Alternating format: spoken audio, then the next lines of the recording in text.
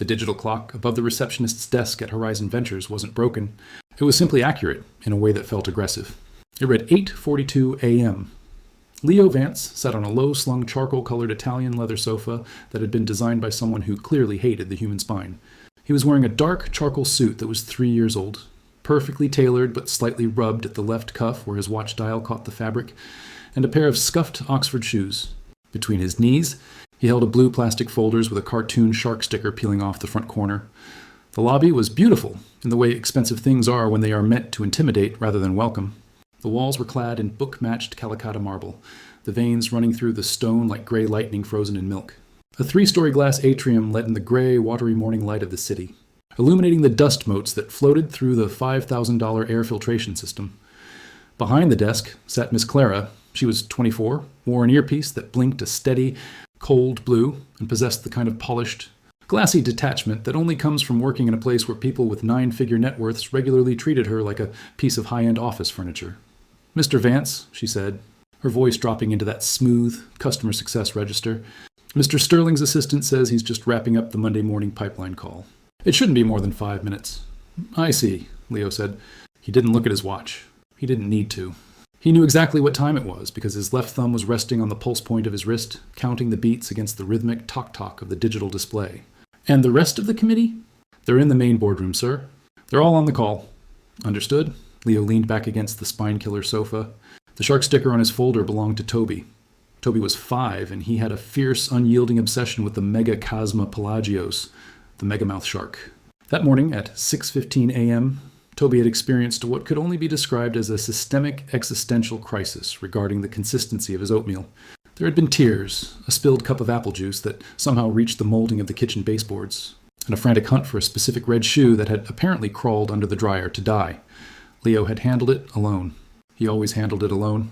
His wife, Sarah, had died 32 months ago in a highway accident that Leo still reconstructed in his dreams with the cold precision of a mechanical engineer. Since then, his life had been divided into 2 distinct high-stakes columns. The column where he was the sole provider, protector, and pancake maker for a small, fragile human being, and the column where he was the founder and managing director of Vance Global Holdings. Horizon Ventures was a subsidiary, or rather, it was an acquisition, a high-tech, mid-sized logistics infrastructure firm that Leo's private equity fund had bought 18 months ago when it was 6 weeks away from receivership. Leo had invested $22 million of his fund's core capital, restructured their debt, and given them a mandate, build the proprietary routing algorithm that would make them indispensable to the global supply chain. For 18 months, Leo had stayed out of their way. He was a non-executive chairman on paper, the quiet money that lived in the skyscraper 3 blocks over.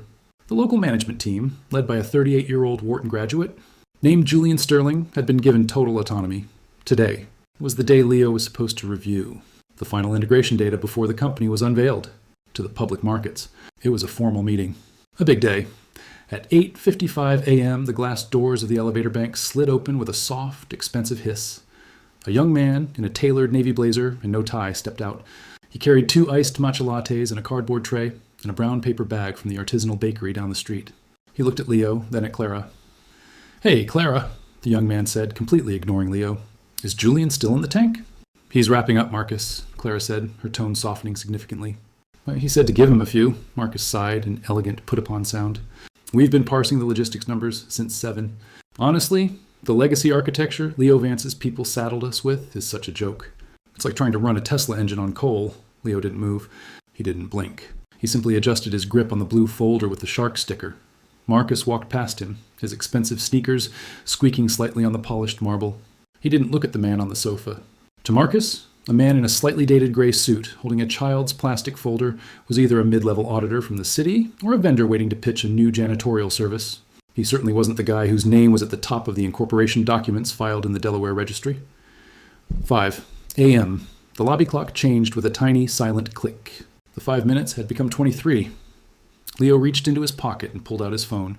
There was a text message from Mrs. Gable, the retired nurse who lived next door and watched Toby between the hours of 7:30 a.m. and 6 p.m. for a rate that Leo regularly tripled out of sheer gratitude.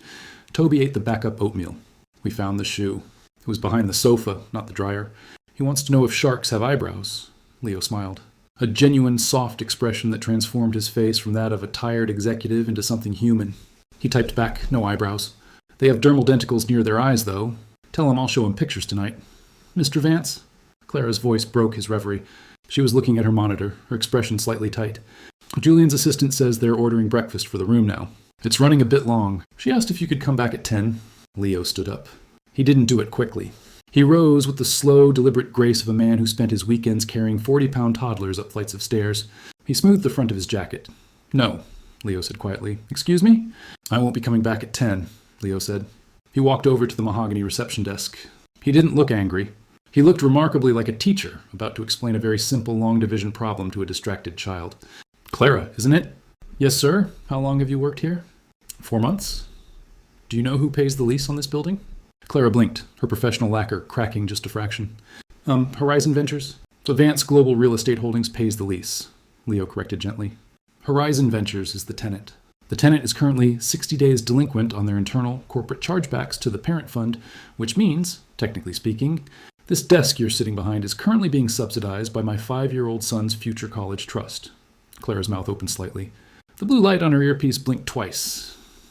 I'm going to walk through those double glass doors now, Leo said, pointing a finger toward the restricted executive wing. You are going to look at your computer screen, look at the payroll registry for the executive tier, and look at the photograph attached to the chairman's profile. Then you're going to take the rest of the morning off. Mr. Vance, go get an iced latte, Clara. You've been very polite, but the temperature in this room is entirely wrong. The boardroom of Horizon Ventures was called the Launchpad. It featured a 16-foot table made from a single slab of reclaimed Oregon cedar, 12 ergonomic chairs that cost more than Leo's first car, and a floor-to-ceiling glass wall that overlooked the city's financial district.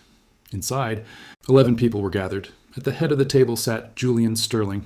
Julian was 38, possessed a jawline that looked like it had been carved by an aggressive marketing agency, and wore a black cashmere turtleneck despite the fact that it was mid-April. He was gesturing with a silver stylus toward a massive interactive display that showed a series of complex, multicolored node maps. The key here isn't just efficiency, Julian was saying, his voice carrying that smooth, practiced resonance of a man who spent 2 hours a week with a vocal coach. The key is narrative. When we go to the mid-market investors next month, we aren't selling a freight forwarding app. We're selling the neural network of commerce.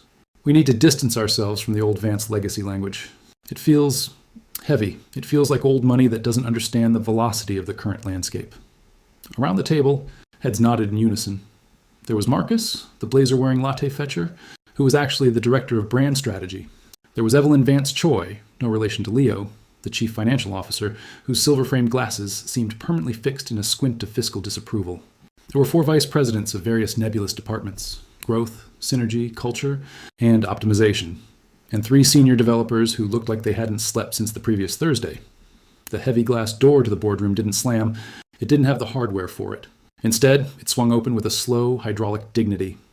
Leo Vance walked in. He didn't knock. He didn't apologize. He walked to the empty end of the cedar table, pulled out the heavy ergonomic chair, and set his blue plastic shark folder down on the polished wood. The folder looked ridiculous against the grain of the ancient timber, like a piece of bright debris washed up on a pristine beach. The room fell instantly silent. Julian stopped mid-gesture, the silver stylus hovering an inch from the screen. He looked at Leo, his eyebrows knitting together in a brief flash of irritation before his professional mask snapped back into place. "Leo," Julian said, spread-eagling his hands in a gesture of warm welcome that didn't reach his eyes. "Fantastic. You're here. We were just running through the preliminary deck. Marcus, grab Leo a coffee, would you?" "I don't want a coffee, Julian," Leo said. He remained standing, his hands resting lightly on the blue folder. "I've been waiting in the lobby for 42 minutes. Julian laughed, a short, barking sound that was meant to infect the rest of the room with amusement. Nobody else laughed. The 3 developers looked intensely interested in their fingernails. "Come on, Leo." The Monday pipeline call ran over. "You know how it is with the West Coast team. We're dealing with real-time scaling friction. Every minute is a fire." "I know exactly how it is," Leo said. His voice was low, flat, and carried the specific weight of an iron anchor dropped into deep water. "Which is why I find it curious that while you were dealing with real-time scaling friction, your director of brand strategy had time to walk down to the corner bakery to buy artisanal croissants." Marcus, who was halfway out of his chair to get the coffee, froze. His face flushed a deep, violent crimson. "Let's not get bogged down in administrative trivia," Julian said, his tone tightening slightly. He lowered the stylus. "We have a massive presentation here. The new routing algorithm, we're calling it Vanguard, is showing a 12% increase in predictive efficiency over the baseline your legacy engineers provided. It's not my legacy architecture," Leo said. He finally sat down. The chair was, indeed, very comfortable. It's the company's architecture. The architecture I paid for. The architecture that 3 of the men sitting at the far end of this table spent 14 months coding while you were doing podcast appearances about the future of leadership. The 3 developers looked up simultaneously. One of them, a gaunt man in his late 20s named David, had dark circles under his eyes that looked like permanent bruises. Leo, Julian said, his voice dropping an octave into his difficult conversation register. I appreciate the capital investment Vance Global made. We all do, but the market has moved. The team here has been working 80-hour weeks to pivot this asset into something that can actually clear a 20 times multiple at IPO, if we stick to the conservative parameters you set. Out in the Q3 charter, we're dead in the water. We need agility. We need a team that can move fast and break things. Move fast and break things, Leo repeated. He looked around the table. Is that the consensus here, Evelyn? You're the CFO. Do you agree with the break things methodology? Evelyn Vance Choi cleared her throat. She didn't look at Leo. She looked at her laptop screen. From a purely valuation-driven perspective, Julian's narrative creates a significantly higher TAM, total addressable market. The legacy model, Leo. Well, your model was based on steady-state cash flow margins of 15%. Julian's model projects 35% within 24 months through aggressive third-party vendor outsourcing. Outsourcing, Leo said. He tapped his finger against the shark sticker. Meaning the proprietary code David and his team wrote gets handed over to a development house in Hyderabad so we can cut the domestic engineering payroll by 60%. David, the gaunt developer, flinched. He looked at Julian. Julian didn't look back at him. It's called resource optimization, Leo, Julian said, his voice rising slightly. He was losing his patience now. He was the golden boy of the local tech scene. He had been featured in Fast Company's Designers of the Future issue. He wasn't used to being cross-examined by a man who looked like he bought his suits from a department store rack. This is how modern firms scale. If you want to run a traditional, slow-growth logistics company, you should have bought a trucking fleet. We are a tech company. And honestly, if you'd been present at the last 3 board updates instead of, well, whatever it is you do with your time these days, you'd be up to speed on this. The room went dead silent. The phrase, whatever it is you do with your time these days, hung in the air like a foul odor. Everyone in the room knew what Leo Vance did with his time. They knew he spent his mornings packing lunches, his afternoons at speech therapy sessions for a boy who hadn't spoken for 6 months after his mother's car went through a guardrail, and his nights reading reports by the light of a desk lamp in a quiet house. Julian realized his mistake immediately. His eyes widened slightly. Leo, I didn't mean... You did, Leo said. He didn't sound hurt. He sounded remarkably distant, like an astronomer observing a star that had died millions of years ago. You meant that I'm a single father who leaves the office at 4 o'clock to pick up his son from kindergarten. You meant that because I don't sleep under my desk or post threads on LinkedIn about my morning routine, I've lost my edge. Leo stood up again. He reached out and unbuttoned his suit jacket. Oh, let's talk about the 40 minutes I spent in your lobby, Julian. It wasn't because you were busy. I checked the router traffic from the guest network while I was sitting on that very uncomfortable couch. Your West Coast pipeline call ended at 8:30 a.m. For the last 40 minutes, this room has been connected to a Zoom call with an executive search firm based in Menlo Park. Julian's face went entirely white. Evelyn Vance Choi shut her laptop with a sharp clack. You're shopping the company, Leo said, his voice remaining perfectly conversational. Or rather, you're shopping yourselves. You've been using Horizon's proprietary development milestones, the ones David and his team stayed up until 3 a.m. to finish, to pitch yourselves as a package deal to a competitor. You wanted to delay this meeting today because you were waiting for a formal letter of intent from them so you could present me with a fait accompli. Either I give you $5 million each in retention bonuses, or the entire executive suite walks before the public launch. Marcus looked like he was going to vomit the matcha latte he had just finished. Leo, Julian stammered, his silver stylus slipping from his fingers and clattering onto the organ seater. That's an exploratory discussion. We have a fiduciary duty to explore all strategic alternatives. You don't have a fiduciary duty to anyone but the shareholders, Leo said. And the shareholder is me. I own 92% of the voting stock of this corporate entity. Leo picked up the blue plastic folder. He opened it.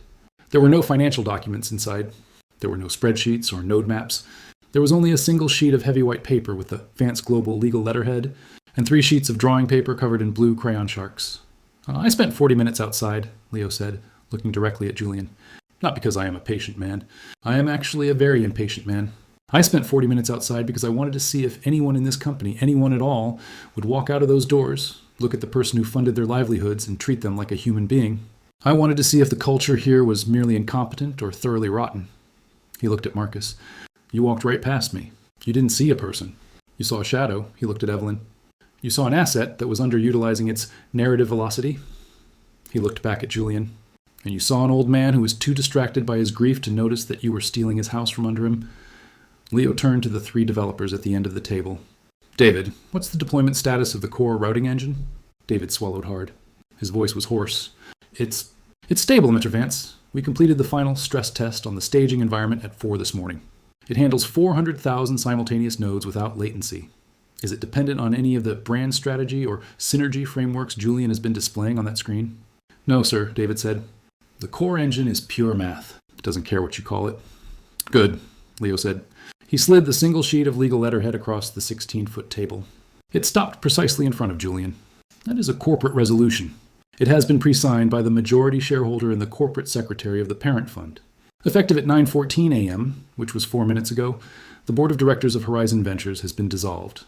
Julian stared at the paper. His hand was trembling slightly as he reached out to touch the margin. You can't do this. Without the executive team, the market valuation will crater. The press doesn't know who you are, Julian, Leo said simply. They know the product, and the product belongs to the men and women who actually build it. Leo looked around the room, his eyes resting on Marcus, Evelyn, and the 4 vice presidents. All of you, Leo said, excluding the engineering team. You have 20 minutes to log out of your terminals. Your access credentials to the internal servers have already been revoked. My IT director executed the script when I walked through that door. Your personal belongings will be couriered to your home addresses by 5 o'clock today. You're firing everyone? Marcus whispered, his voice cracking. The whole team. You aren't a team, Leo said, his voice dropping into that quiet, terrifying register that had made him one of the most feared restructuring experts on the East Coast before his life fell apart. You are a collection of parasites who have mistaken the host's blood for their own brilliance. You left a man waiting outside your door because you thought his time was worth less than yours. You forgot that the money that pays for your lattes, your turtlenecks, and your high-backed chairs comes from someone's labor. In my case, it comes from the 40 years my father spent in a hard hat, and the 30 years I spent in gray suits. He turned to David and the other 2 developers. David, you and your team are staying. Your salaries are doubled effective immediately. You report directly to me from now on. We're going to scrap the name Vanguard. We're going to call the engine Megachasma. It's a type of shark. It lives in the deep water. It doesn't make a lot of noise. And it has a very large mouth when it chooses to use it. David stared at him, a tiny, stunned smile beginning to form at the corner of his lips. Julian, Leo said, leaning down so his face was 6 inches from the former CEO's pristine jawline. You have 19 minutes left. I suggest you spend them finding out if that Menlo Park search firm has an opening for a man whose core competency is sitting in rooms that are far too warm. The clearing of the executive floor at Horizon Ventures didn't look like a movie. There were no cardboard boxes filled with desk plants or framed degrees. In the modern corporate world, when you are executed, you disappear digitally long before your body leaves the premises. By 9:30 a.m., the glass-walled offices that lined the perimeter of the floor were empty. The monitors had gone black, displaying only the stark, white logo of Vance Global's security protocol, access denied. Leo sat at the head of the Oregon cedar table. The interactive display behind him was now blank. The only things left on the 16-foot surface were his blue plastic folder and 3 empty matcha latte, cups that Marcus had left behind in his haste to vacate his desk before the building. Security guards arrived, David and his 2 fellow engineers. Sarah and Liam sat 3 chairs down. They looked like survivors of a sudden, localized shipwreck who had been pulled onto a solid, dry rock, but weren't entirely sure if the rock belonged to a friendly country. Mr. Vance, David said, his voice still carrying that low, rhythmic rattle of extreme exhaustion. The outsourcing contract Julian was going to sign with the Hyderabad firm. It was supposed to go live on Friday. They were going to take over the database maintenance. If we don't have that secondary layer, Sarah and Liam and I, we can't keep up with the data ingestion pipelines. We'll break. Leo opened the blue folder. He took out the crayon drawings of the sharks and set them aside with a careful, almost reverent touch. Underneath them was a second sheet of paper, a standard corporate printout from the Vance Global Internal HR Registry. You won't break, David, Leo said, because you aren't 3 people anymore. You're 12. He slid the list across the table. These are 9 senior infrastructure engineers who were laid off by the logistics conglomerate uptown when they went through their merger last month. I bought out their non-compete clauses 3 weeks ago.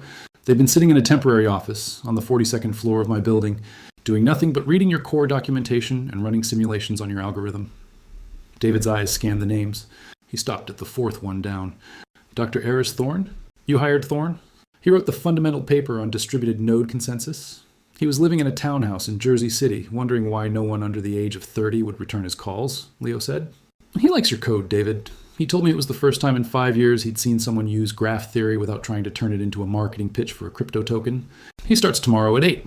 Sarah, the second developer, a woman who wore a heavy, oversized woolen sweater and had her hair pinned up with a yellow pencil, let out a breath that sounded like a sob. We've been telling Julian for 6 months that we needed Thorne's methodology. He told us it wasn't in the budget. He said we needed to spend the capital on the regional launch event in Miami. The launch event in Miami is canceled, Leo said. We're going to launch this product from a server room in Newark.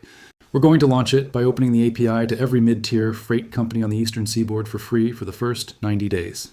We're going to let them see that our math works better than their legacy systems. We don't need a party, Sarah.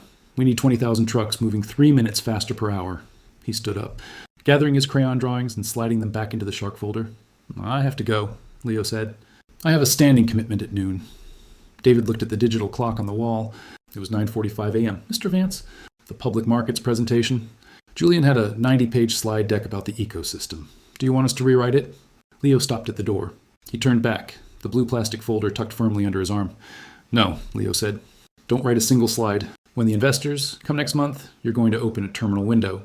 You're going to enter 3 variables, a snowstorm in Chicago, a port strike in Savannah, and a broken axle on a truck in central Ohio.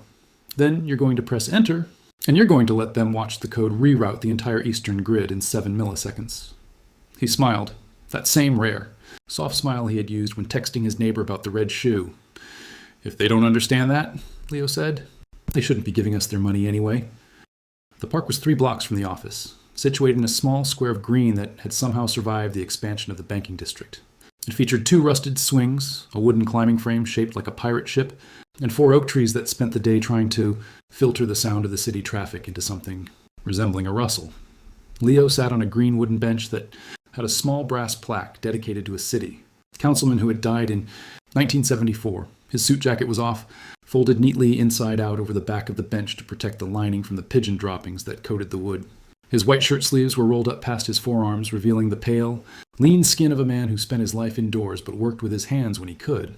Across the gravel path, Toby was attempting to negotiate the physics of a large, yellow plastic dump truck. He was 5, small for his age, with a mop of unruly brown hair that refused to obey any comb Leo bought. He wore blue jeans with reinforced knees and a bright red sweatshirt that had a tiny embroidered anchor on the pocket. "Daddy!" Toby called out, his voice high and thin above the distant rumble of a city bus. "Look, the dirt is sticky." "That's mud, Tobes," Leo called back, his voice instantly losing the hard, metallic edge it had carried in the boardroom 40 minutes ago. "Don't put it in your pockets." "I'm not putting it in my pockets," Toby said with the absolute, unshakable dishonesty of a 5-year-old. "I'm putting it in the truck." Mrs. Gable sat on the other end of the bench, her knitting needles clicking together with a steady, comforting rhythm that sounded like a very small, very polite printing press. She was 72, smelled faintly of lavender soap and old paperbacks, and possessed an understanding of human grief that didn't require her to say anything about it. "You look tired." "Leo," she said, without looking up from her row of gray wool, "I fired 11 people before 10 o'clock. "Mrs. Gable," Leo said, his eyes never leaving the red sweatshirt across the playground. "Good ones or bad ones?" "The kind of people who think that if you leave a room empty long enough, the money grows by itself." Mrs. Gable nodded once, a sharp, decisive movement of her chin.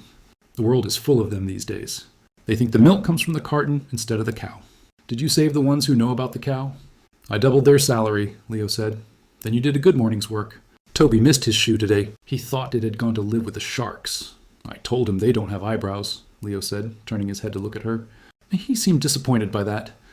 "He wants things to have faces," Mrs. Gable said softly. She set her knitting down in her lap, her old spotted hands resting on the wool. "When your mother died, Leo, your father didn't go to the office for 6 months. He sat on the porch in his undershirt and watched the traffic go by. People said he'd lost his mind, but he hadn't. He was just waiting for the world to slow down enough so he could see where the corners were again." Leo looked down at his scuffed Oxford shoes.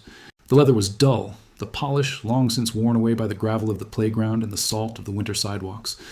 "They thought because I was waiting outside I was weak," Leo said. "They thought because I didn't push through the door and start shouting. I didn't care about the asset. They don't know the difference between a man who is waiting and a man who is watching," Mrs. Gable said. She reached into her canvas bag and pulled out a small, foil-wrapped square of homemade lemon loaf. "Eat this. You've got that look in your eyes your father got before he went down to the Union Hall to settle a strike." Leo took the cake. It was heavy, sweet, and tasted exactly like the kitchen of his childhood, a place where things were made of wood and oil instead of glass and narrative velocity. Toby ran over then, his sneakers crunching loudly on the gravel. He stopped between Leo's knees, his face smudged with 3 distinct streaks of dark city loam. He held up a small, flat gray stone that had been polished smooth by some ancient, forgotten river before it ended up in a municipal park. "Look," Toby whispered, his eyes wide and serious. "A fossil." Leo took the stone. He held it up to the gray morning light. It wasn't a fossil. It was just a piece of ballast stone from an old railway bed, but it had a small white line of quartz running through the center like a tiny streak of lightning. "It's a very good stone, Toby," Leo said. He pulled his handkerchief from his pocket and wiped the dirt from his son's cheek with a gentle, practiced circular motion. "It looks like the tooth of a megalodon." Toby's mouth dropped open into a perfect O. "A big one?" "The biggest," Leo said. He reached down and picked up the blue plastic folder from the bench, sliding the stone inside next to the crayon drawings. "Come on, let's go get some chicken nuggets. I know a place where the people behind the desk actually know my name." "And the sharks?" Toby asked, taking his father's hand, his small, sticky fingers curling tightly around Leo's calloused palm. "The sharks are in the deep water, Tobes," Leo said, lifting his suit jacket with his free hand and throwing it over his shoulder as they walked toward the park gates. "And they're doing just fine.